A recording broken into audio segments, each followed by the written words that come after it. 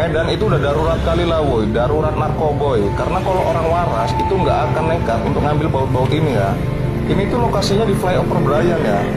Jadi setiap tiang-tiang ini itu bautnya udah ada beberapa yang diambil sama orang itu. Dan sepertinya mereka itu pakai perencanaan atau pakai target. Jadi kedepannya itu bisa diangkut semua ini besi. Yang lebih parahnya lagi,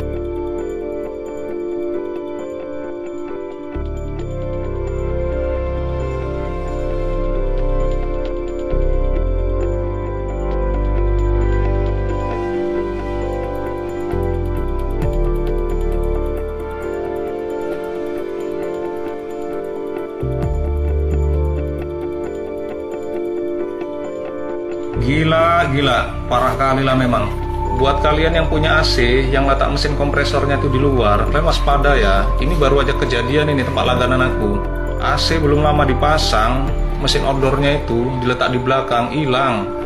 Padahal ada orangnya loh di rumah. Ini kejadiannya malam ini, sekitar jam 1 sampai jam 4 subuh. Kan nekat kali malingnya kan.